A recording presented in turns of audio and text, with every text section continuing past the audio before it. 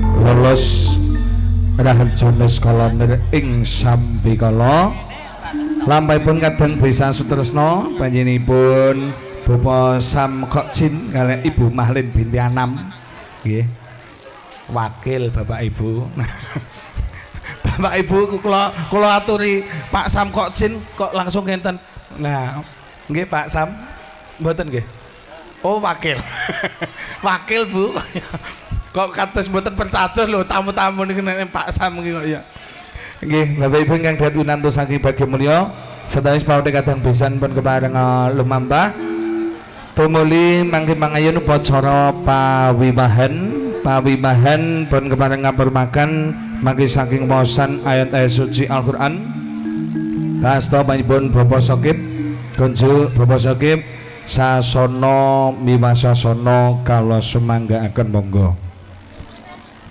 Assalamualaikum warahmatullahi wabarakatuh.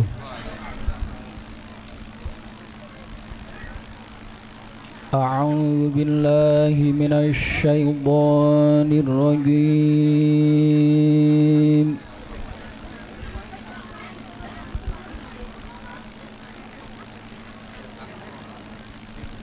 Bismillahirrahmanirrahim.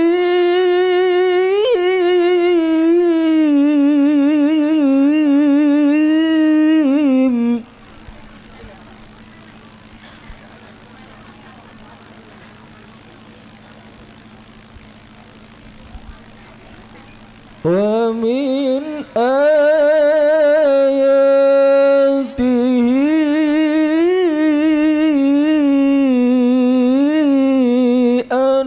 خلقكم من تراب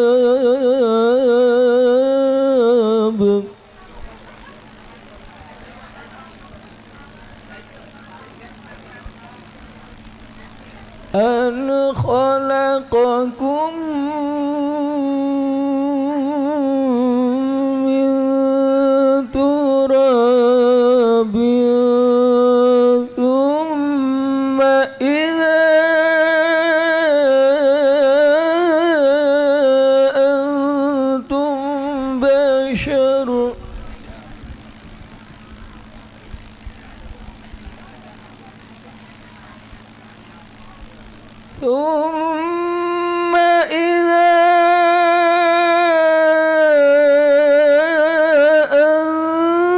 أنتم بشر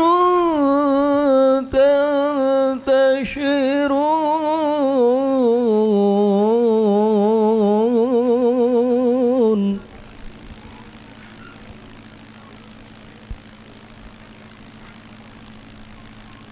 ومن آياته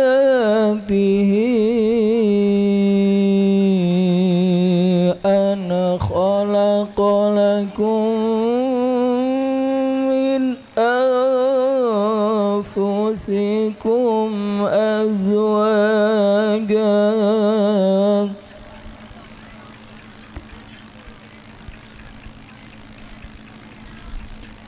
أن خلق لكم من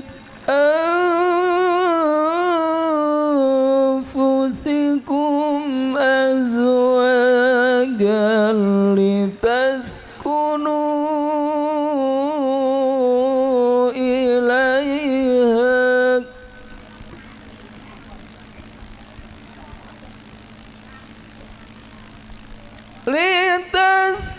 لتسكنوا إليها وجعل بينكم مودة ورحمة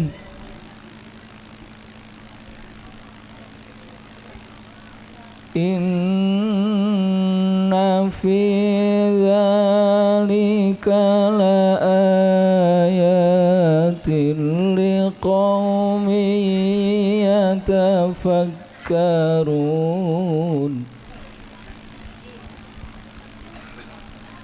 إن في ذلك لآيات لقوم يتفكرون صدق الله العظيم. Wassalamualaikum warahmatullahi wabarakatuh.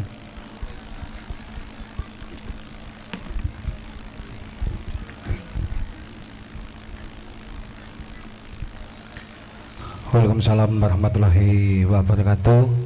Wawasan ayat-ayat suci Al-Qur'an pun kemanang pun rambung mugi saged mahan kaselamatan kasarasan lan kasantosan temantuk dumateng kita sami mliginipun putra kaki saha nini penganten. Bapak Ibu ingkang dhat pinantosaken bagi mulya pun kemanang nalika semana putra kaki saha nini penganten lenggah mring sak madyane dampar kencana bali pangkut jambar mantan mano ciptane tedak cangkru marsal mantah kerobongan jangkep Mas Janjan ya Mas Janjan Sam gitu ya. Bisa bahasa Indonesia? Oh bisa, alhamdulillah. Lah kula ajeng basa Malaysia nggih bingung lho Bu. Ngertose kula namung upin-ipin ayam goyeng ngono tok. Lah yo bingung mantene kok. Ya Mas Janjan Sam bisa bahasa Indonesia ya.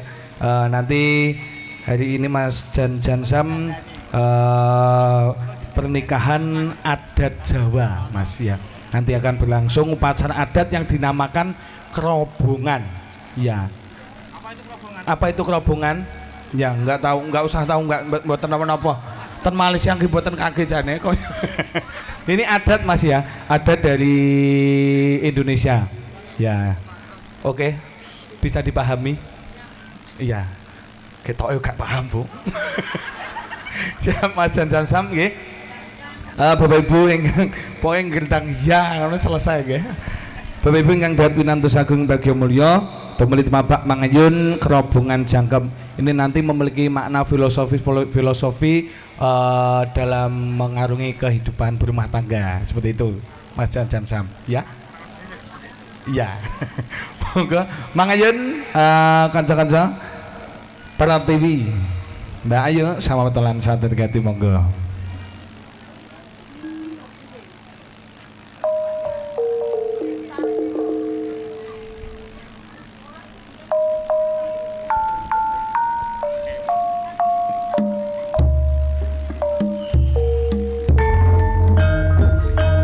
Nalikane roh ing dalu wong agam mangsa semedi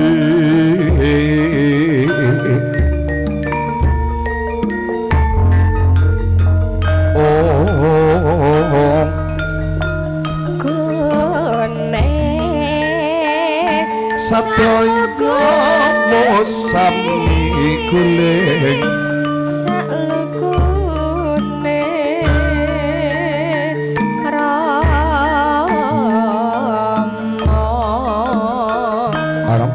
Ibu Parti kerobongan jangkep yang bermangkang saking sembah kalbu ini pengantin netepi dharamane kemanito suk memberi pepadane kakung Kang Mas pun kemarin kalau indah ingkang manak suman sungkem kula kunjuk wong ayu garwan pun kakang ndak tampa sirang antarakan sungkem bekti marang pun Kang Mas Bahasa sak jagat ora genep papat sak donya ora ana lima. Mung siji sliramu sing tak tresnani wong ayu inggih Kang Mas. Penrembung sembah kalbu. Bahwa saya berarti bahwa saya sembah kalbu sebagai seorang perempuan diwajibkan untuk berbakti kepada suami. Seperti itu Mas Janjan Sam. Ngelir. Penrampung kalajengaken Putra manten netepi Darmaning Putra Sungembring Sudarma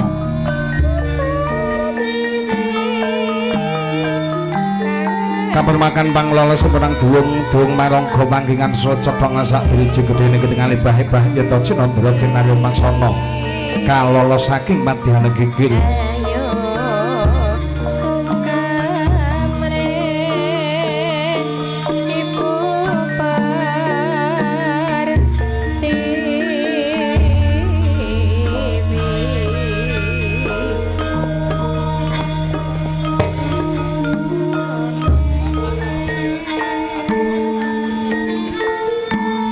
tumuli mandhap saking Siti Hikil Binaturata putra kagem manten netepi dharmaning putra sumebring Sudarma teka mangken kawijiling pangandikan kang kawya sing lesan Kanjeng Rama kala indah lestari kang manak seman sungkem kula kunjuk anak geger indah lestari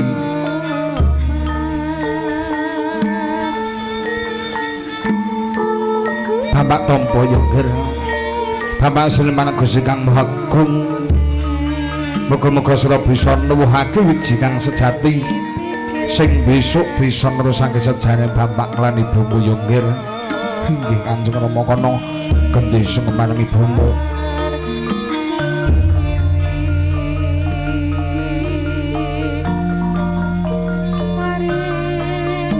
Kanjeng Ibu kalau indah ingkang manak sowan anak inggil kenaki nyangket marang ibumu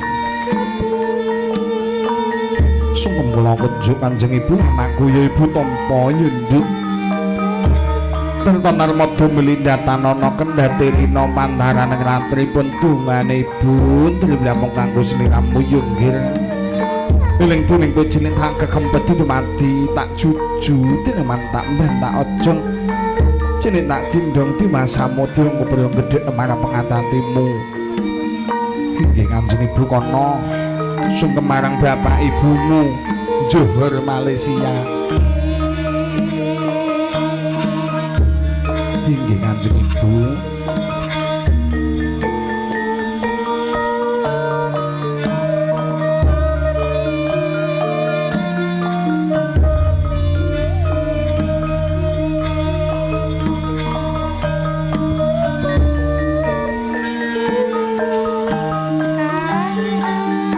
Temeling lajengaken putra kaliyan manten netepi dharmaning putra sugembling Sudarma Kanjeng Rama sungkem kula kunjuk anakku pecah bagus jan sam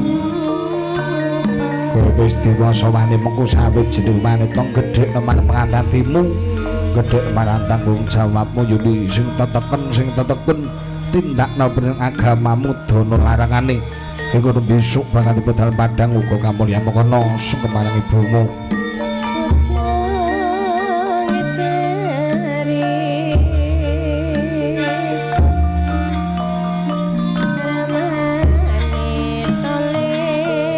Kanjeng Ibu sungkem kula kunjuk bocah bagus nggih anakku sira sak kloron indah lestari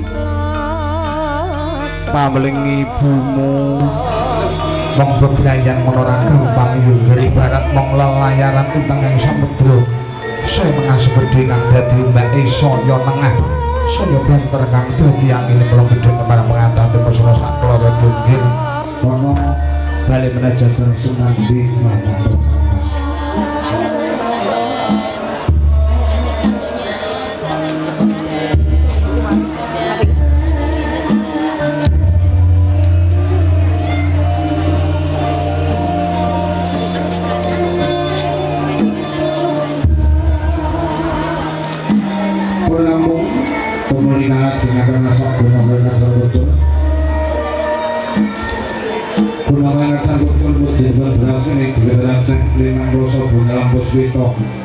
Silam segrinting kolonjono melambangipun bukolas lambang sadang lawat tangan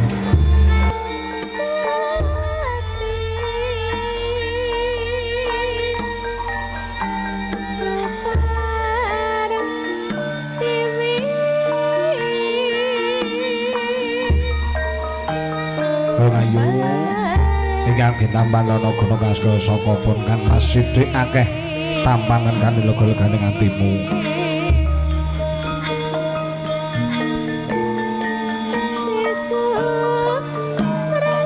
Asok gunung ing acara kucur pun keparengan tembeli mangayun Mas Jan Sam. Ini asok gunung ing acara kucur.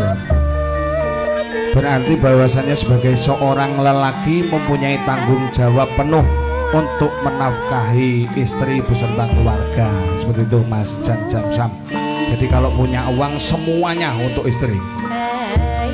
Nggih, ngoten ya Bu. Nek dhuwit kabeh wehne sing wedok ya.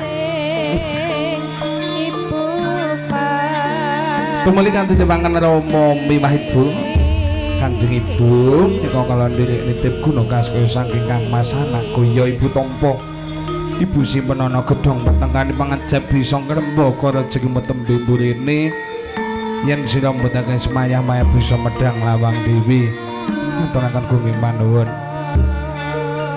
pun rampung asok gunung ing acara kecur werdinipun jejering kanggo ngedahan kabutuhan keluarga wonten pawesi kagungan kewajiban hangopen rezeki pemerintah Gusti kanthi geminas dedelan ngati-ati perkawerdinipun kalajengaken dahar walimah dahar kembul bujana mangandra wina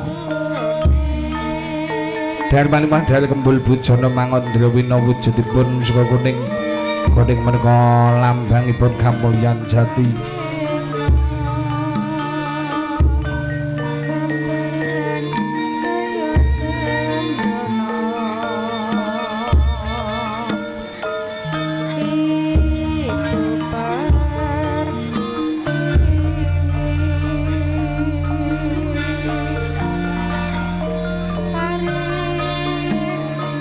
Malmat dari kembul bujana mangandra wina ingkang keparengan tembel mangayun Kang Mas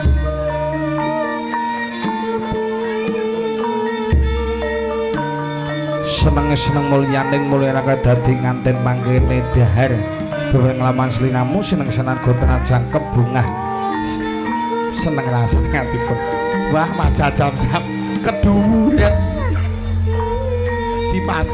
dipaske iki basane kono apa ya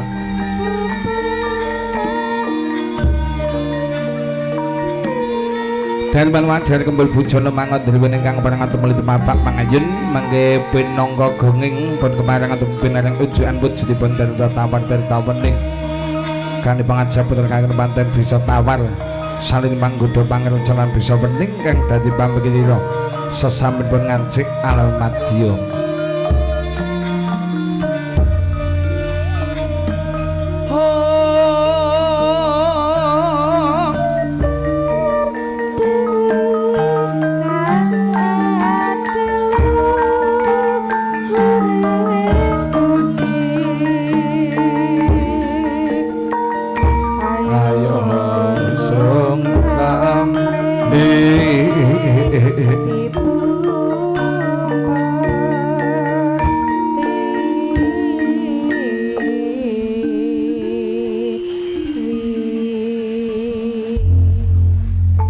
Sadayapun kepareng ngempana mangke kalajengaken tedhak pineta foto keluarga ingkang kepareng lumampah nggih.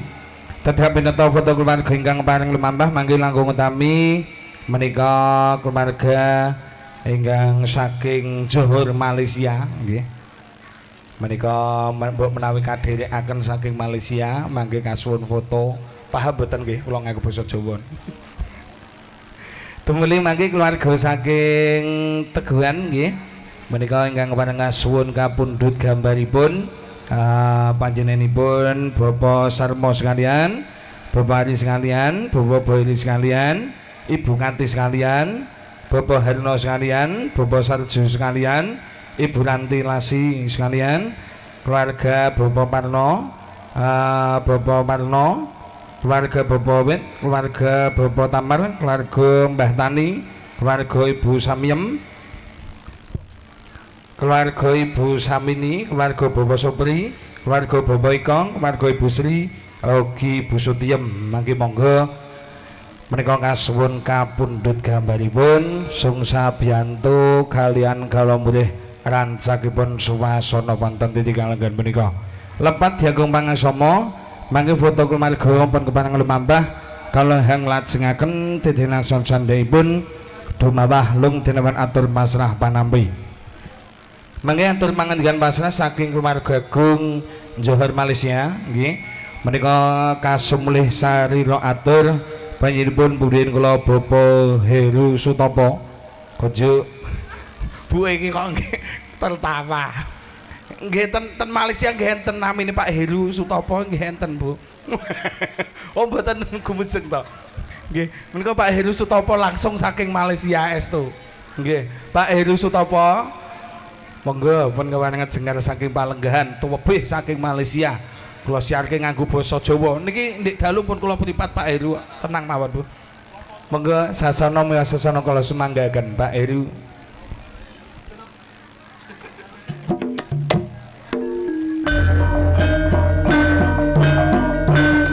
rahing nata perwarisan denan jaya perwarisan denan jaya mari nikmat nikmat awinang kuwa kunis saya tidak ya soto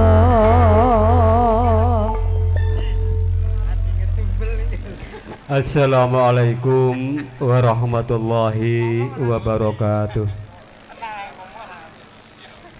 Bismillahirrahmanirrahim. Alhamdulillahi rabbil alamin. Nahmaduhu wa nasta'inu wa nastaghfiruh.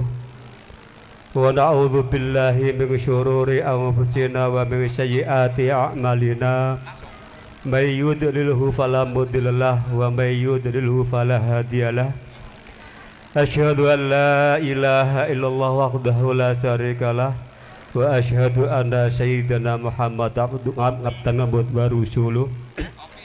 Allahumma shalli wa sallim ala sayyidina wa habibina wa syafi'ina wa maulana Muhammad wa ala alihi wa sahbihi ajma'in. La haula wa la quwata illa billahil aliyyil azim. Qala Allah ta'ala fi kitabil karim a'udzu billahi minasyaitonir rajim. Bismillahirrahmanirrahim. Wa min ayatihi an khalaqalakum min anfusikum azwaja litaskunu ilaiha wa ja'ala bainakum mawaddatan wa rahmah. Inna fi dzalika laayatil liqaumin yatafakkarun. Wa qala aidon rabbi ishrah li sadri wa yassir li amri wa hlul 'uqdatam min lisani yafqahu qawli. Shadaqallahu azim. Al-ayah amma ba'du. Hadratil muhtaramin dumateng para alim, para ulama ingkang kula hormati. Dumateng sesepuh bini sepuh wonten ing dukuh tempel menika ingkang kula hormati ugi ingkang tansah dipun mulyaken Allah Subhanahu wa taala. Dumateng sahibul hajah nggih menika panjenenganipun Bapak Parminto adalah Ibu Sumi ingkang kula hormati ugi ingkang tansah dipun mulyaken Allah Subhanahu wa taala. Dumateng mempelai berdua nggih menika Nak Mas Jajan Jan kalianipun Loro Ayu Indah ingkang berbahagia saha ingkang kula tresnani. Pikatuk nggih kula tresnani. Dumateng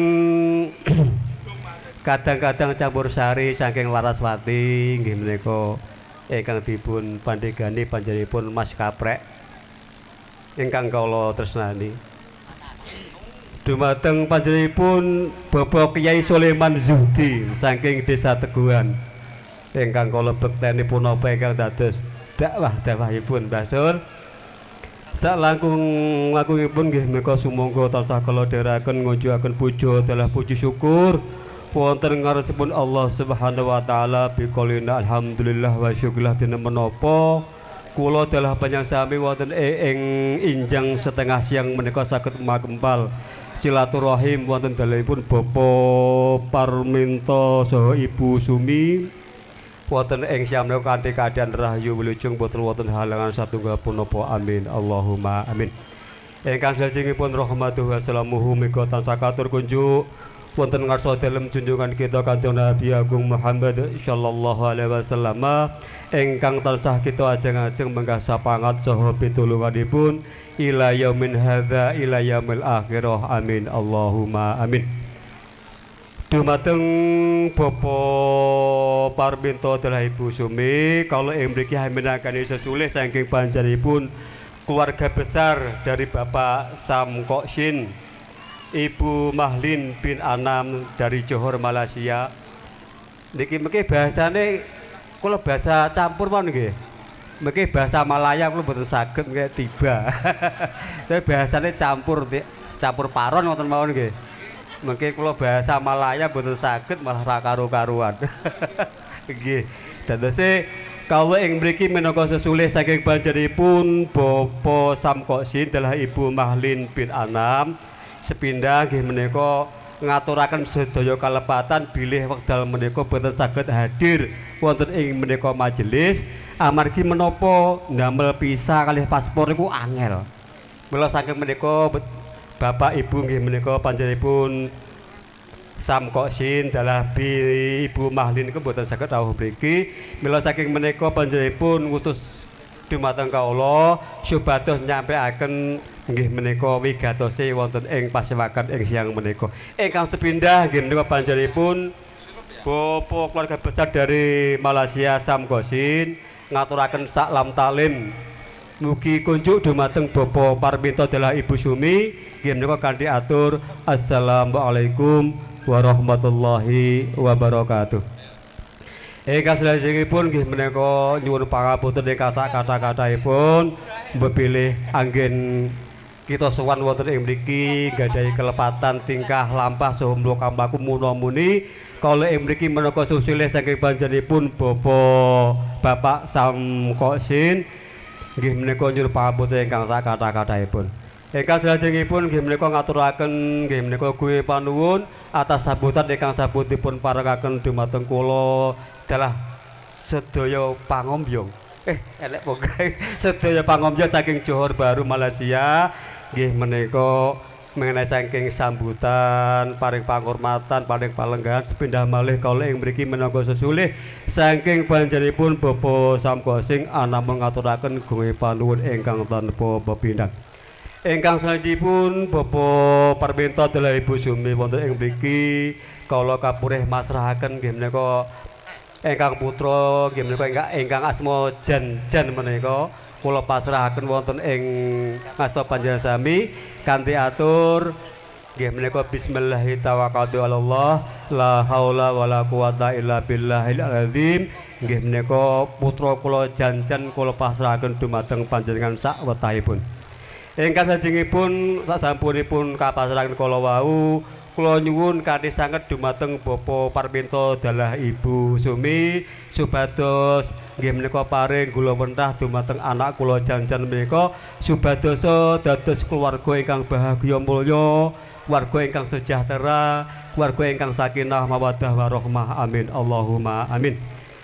Kepada mempelai berdua di sini orang tua cuma bisa mendoakan semoga pernikahan saudara anak saya diridhoi Allah Subhanahu wa taala dengan ucapan barakallahu lakuma wa baraka alaikuma wa jama'a bainakuma fi khair amin Allahumma amin. Dumateng para rawuh sedaya ingkang tansah kula hormati bilih hadi cara sakmangke sampun paripurna keparenga kawula saha pangombyong saha pangombyong nyuwun pamit nyuwun donga idi pangestu mugi-mugi lampah kula saking tempel mriki dumugi Johor Baru Malaysia saged rahayu wilujeng ner ing sambi kala mboten pikantuk alangan satunggal punapa amin Allahumma amin.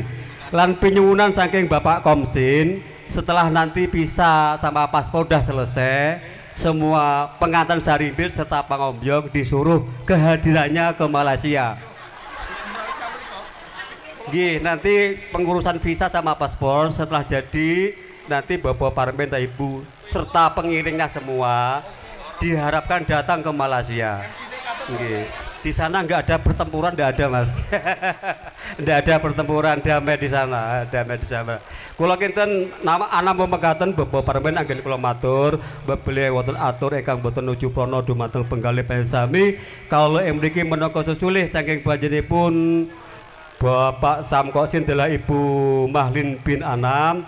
Setelah kalau pribadi kalau nyuruh pangapunten ingkang sakatha-kathahipun ing wusana billahi taufiq wal hidayah wa ridho wal inayah. Wassalamualaikum warahmatullahi wabarakatuh.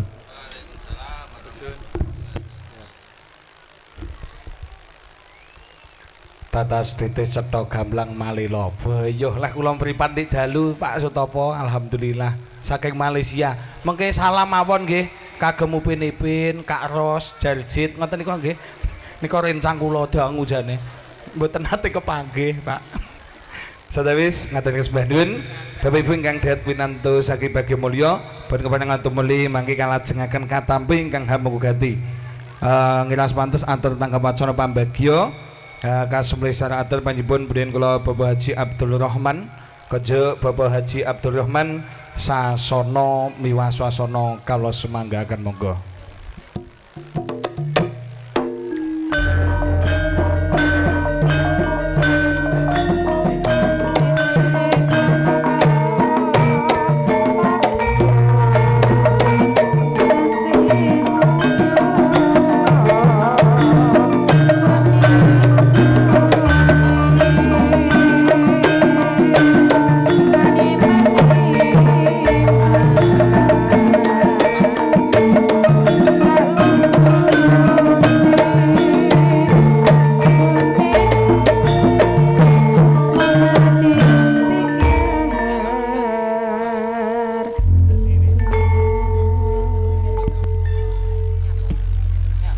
Assalamualaikum warahmatullahi wabarakatuh.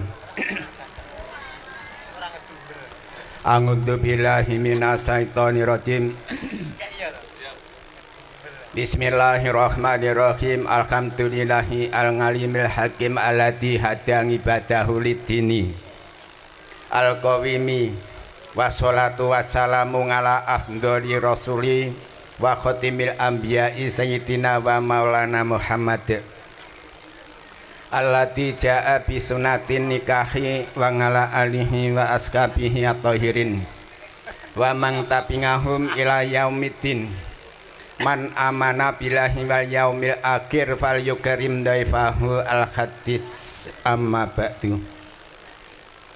Dumateng panjenenganipun para alim ulama ingkang tansah kula hormati, dumateng sesepuh bini sepuh ingkang kinabekten, dumateng sahibul hajat ingkang kinurmatan, dumateng kadang besan panjenenganipun Bapak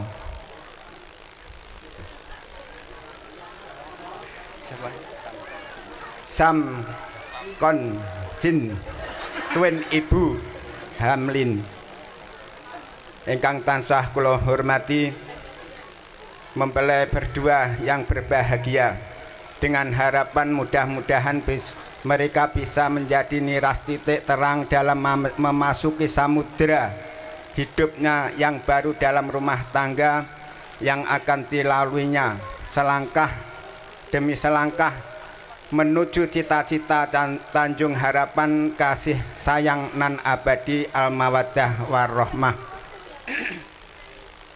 Khususipun dumateng pranata acara ingkang dados talang ing atur ingkang hangemban wajib luhur ing madyaning bebrayan ageng ingkang sinuba ing pakurmatan, dumateng kadang-kadang sinoman kakung sumawana putri ingkang kula hormati, para rawuh, para lenggah ingkang kinurmatan.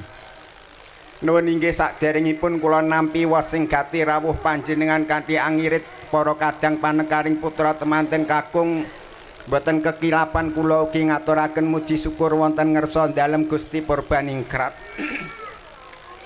Hawit panjenengan sedaya dalasan kula tansah dipun keparengaken kempal manunggal sak perlu netepi darmaning gesang wonten madyaning bebrayan ageng. Mugi Gusti ingkang Maha Kuwasa tansah paring suka basuki rahayu ing sarwi ginayuh. Sholawat saha salamipun Allah Subhanahu wa taala mugia tansah katur kunjuk dhateng Rasulullah sallallahu alaihi wasallam ingkang sampun nyelametaken umat manungsa saking mergi ingkang sesat dumugi mergi ingkang leres. Para lenggah ingkang kinurmatan perlu mangertosi bilih kula ing mriki minangkani talanging atur tundakaning basa saking panjenenganipun Bapak Parminto tuwin Ibu Sumi ingkang sepindah badhe ngaturaken raos syukur ingkang lumantar kawula kanthi ucapan alhamdulillahirabbil alamin. Wonten ing kaludhangan menika saged ngarawuhaken para sedherek sak perlu mangestreni acara walimatul urus kanthi wilujeng. Kapinggalipun saking panjenenganipun Bapak Parminto tuwin Ibu Sumi ngaturaken sugeng rawuh atas rawuh panjenengan sedaya kanthi ucapan markaban ahla wa sahlam bi hudurikum. Ngaturaken sugeng rawuh sugeng pinaraan matur nuwun sanget panjenengan sedaya sampun karaya-raya rawuh wonten mriki majelis. Kangge ngerawuhi undanganipun Bapak Parminto Ibu Sumi, mugi-mugi rawuh panjenengan sedaya angsal rindu lan barokah saking Allah Subhanahu wa taala. Amin Allahumma. Ingkang salajengipun panjenenganipun Bapak Parminto tuwin Ibu Sumi ngerawuhaken panjenengan sedaya mboten sanes nyuwun tambah doa lan restu dumateng panjenengan sedaya. Mugi putra-putripun bagus Jan Sam ugi Indah Lestari ingkang sampun ngelampahi akad nikah menika mugi dadosa keluarga ingkang sakinah mawaddah warahmah, kaparingan lari ingkang solih solihah, jembari sekine lan pikantuk barokah saha ridhonipun Allah Subhanahu wa taala. Amin Allahumma. Salajengipun kula ngaturaken matur nuwun sanget dumateng para sedherek ingkang sampun kersa ambantu dumateng Bapak Parminto tuwin Ibu Sumi kanthi sampurna acara menika. Saking Bapak Parminto mboten saged paring piwales punapa-punapa namung doa jazakumullah ahsanal jazai jazaa jazilah. Kaping tiganipun saking panjenenganipun Bapak Parminto tuwin Ibu Sumi nyuwun agunging pangapunten ingkang sak kathah-kathahipun atas kekirangan, kelepatan utawi kirang kasampurnan wonten ing acara menika. Awit saking sambutanipun, papan pasibanipun saha pasugatan utawi gupuh, lungguh lan suguh ingkang kirang meranani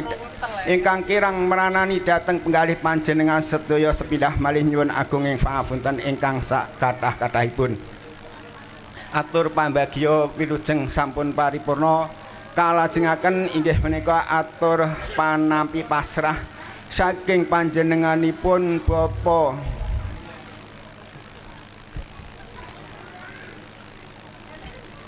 Sam Kon Jin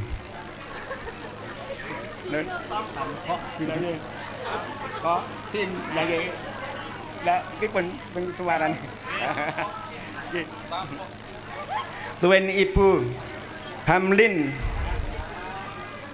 kok nggih tuwin Ibu Mahlin kala wau sampun ngaturaken salam dumateng panjenenganipun Bapak Parmin sak keluarga ing ngriki. Kula minangka sesulih saking panjenenganipun Bapak Parminto tuwin Ibu Sumi atur salamipun Bapak Sam Kok Jin. Pramila kula jawab kanthi ucapan Waalaikumsalam warahmatullahi wabarakatuh. Saklajengipun kala wau panjenenganipun Bapak Sam Kok Jin sampun masrahaken putranipun dumateng Bapak Parmin tuwin Ibu Sumi. atur pasrah ingkang lumantar panjenenganipun Bapak Heru Sutopo. Ing ngriki kula tampi kanthi raos syukur bungahing penggalih kanthi ucapan Bismillahirrahmanirrahim. Putra temanten kula tampi kanthi asta kalih langsung dipun aku kados dene putranipun piyambak. Pramila saking menika kula suwun pangestunipun mugi-mugi Bapak Parmin saged ngramut saha ndidik utawi gula mentah ingkang sak sae-saenipun. Salajengipun kala wau saking panjenenganipun Bapak Sam Kok Jin ngaturaken sedaya kelepatan dumateng Bapak Parmin tuwin Ibu Sumi. Ing ngriki kula jawab dumawah sami-sami dadosipun kosong-kosong boten lepat. Wontene mangke mbok bilih adicara sampun paripurna sak cekapipun. Keluarga ageng saking panjenenganipun Bapak Sam Kok Jin mangke badhe mundhut pamit nyuwun pangestu ing ngriki panjenenganipun Bapak Parmin sekeluarga anamung ndedonga dumateng Allah Subhanahu wa taala mugi-mugi lumengser panjenengan mangke saking dalem pahargyan mriki ngantos suwang-suwang dumugi dalem Malaysia manggih rahayu wilujeng kalis sambi kalaning marga. Mawantu-wantu panyuwunipun Bapak Parmin sarimbit mugi panjenenganipun telah para pangombyong temanten sadaya kasuwun kanthi sanget keparenga nglajengaken suka parisuka anggenipun lelenggahan ngantos dumugi paripurnaning pahargyan menika.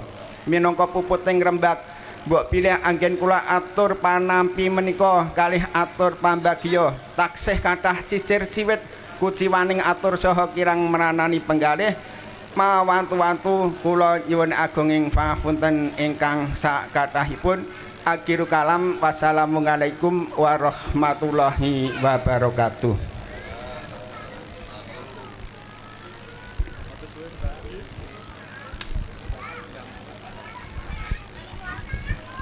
Tantas titih cetha gamblang malela menggah atur panampi pasrah ngaturaken sembah nuwun. Tedak kirap ingkang angga sepisan kirap kanarendran ingkang parangan tembel mangayun Raka Mas Muji sama teman jing sak madyaning wis mawaha. Mas Muji sampun siap nggih?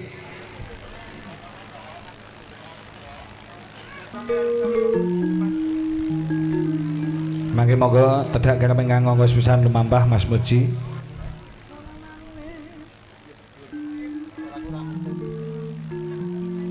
Saranane wong yen loho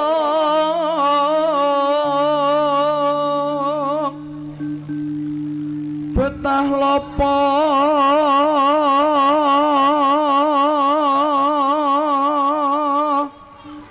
kurang kulik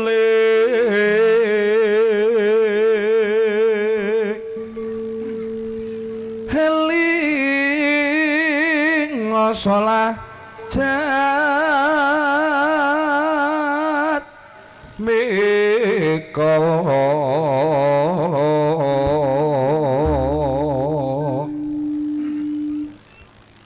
yen wicara kudu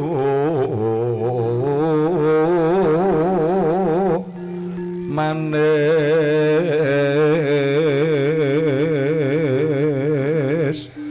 maresang semengsa somo samaning manungsa sambi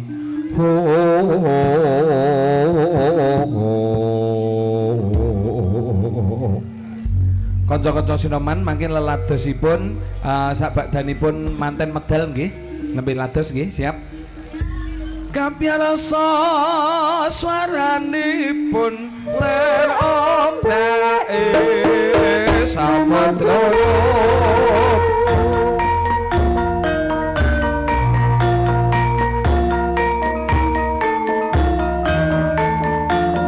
tampomo para prawinasya gaca magita kita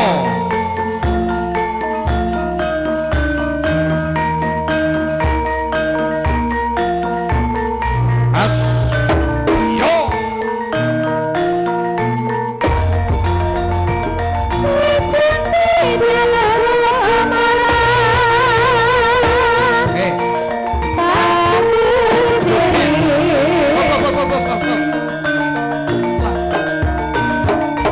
joget.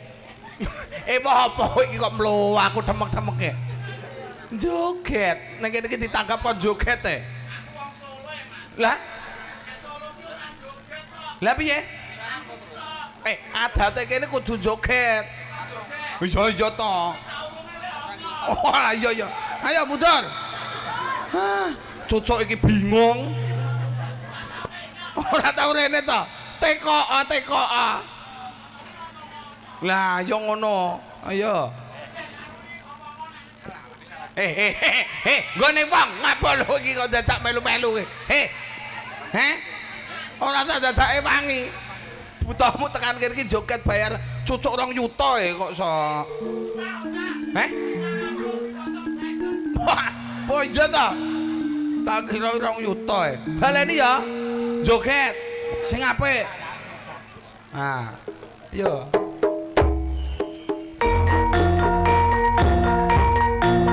Mas.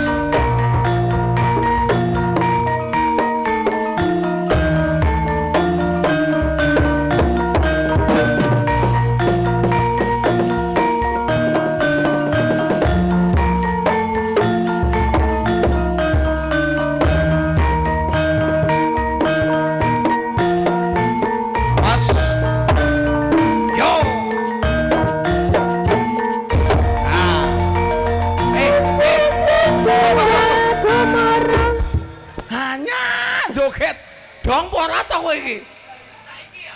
Sesuk karo kuku terop ki lho. Yo. Saiki joget to ngono lho. Tuwapuk melet kowe kok. Ayo tenanan. Iki cucuk kok ngendi to? Kaya ngene iki.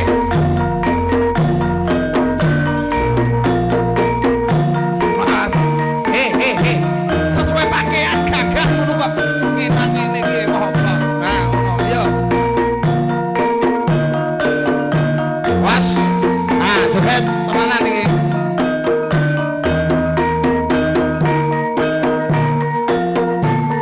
Kok joget kok gedak-gedek. Was. Ayo. Iki. Oh.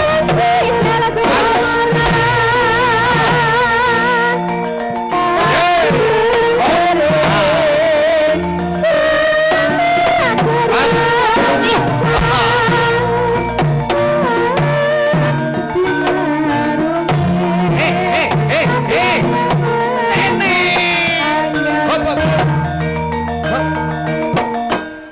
Rono ki. Lah Senopati yo iki ratune ning kene kok. Aku jajah desa Milangkeri. Milangkeri, Mas. Yo jajah wong ratune ning kene kok iso rono kan nyandi lho iki. Tapi aku suwane gitu. Lho. Ya kowe iki ora gamelan iki kudu nganggo kok so. Ayo.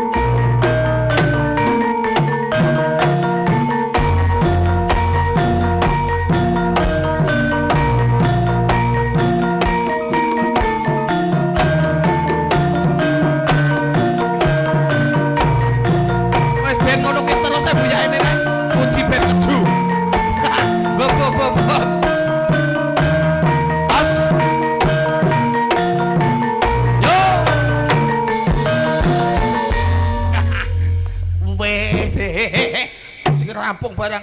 Bingung lho ngatene lanang. Mas Janjan ki lho bingung. Kejane nek Bonasara apa ngono lho. Assalamualaikum. Waalaikumsalam warahmatullahi wabarakatuh. Piye? Malaysia. Heeh. Iso apa ora? Malaysia teh ayak di dia. Hei, kowe iki basa ngendi?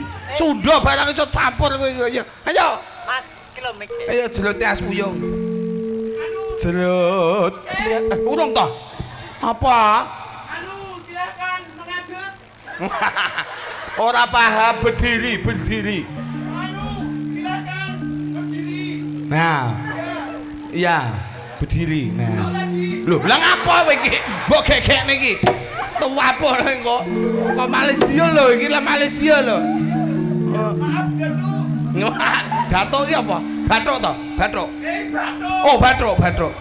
Tak kira kene kae Datuk. Assalamualaikum Datuk. Waalaikumsalam. Udu, Datuk maringi lah pademu kok. Silakan berdiri. Nah, berdiri. Enggak berdiri. Ya. Enggak usah takut, enggak usah tegang. Ini dibiarin aja. Yo, ilang apa? Lah samar nek icul. Enggak apa-apa. Jawa bu yo tak apa kok. Jerut tias wuyo.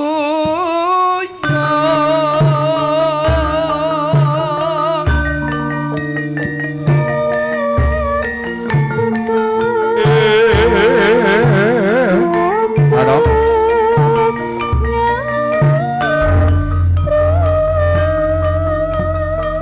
Mandhap saking Siti Hinggil Binatrata. Risang Narendra mudhok malah Gusti ngalah. Ngapa lho iki kaya? Mung ben kanyun lah metuanane. Sang Prabti Sarpati Manggalagung ngantelah cucuk lempah. Tinindhan Raka Mas Muji. Mijil saking laladan Surakarta Hadiningrat. Ngapunten Bu, menika tanah lara boyo.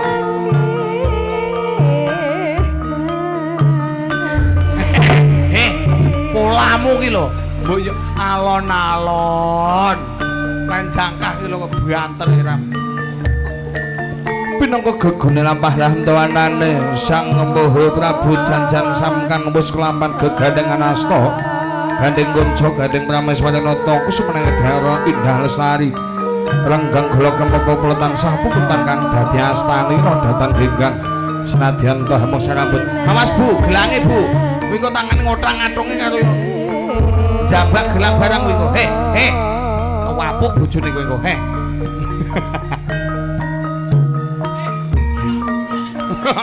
Yo to. Kambenan juru mas juru pangrengga busana sang panjenengan Mbak Ayu Goen wedeng organisasi ngebeng rambi rodeng wingking pantasang kembaran pun kemareng putri Dumas Miah Talangpati Rompyo sesena mbak madan pantesak ngerbronto kang sami hamulat lajeng pun maksud mancing sak madan bar pantu mambusanan toko panggut toko wijuling pangatikan ingkang dereng kawiyos ing lesan abdi dalem serman monggo samata sang lados kalau semanggaken monggo.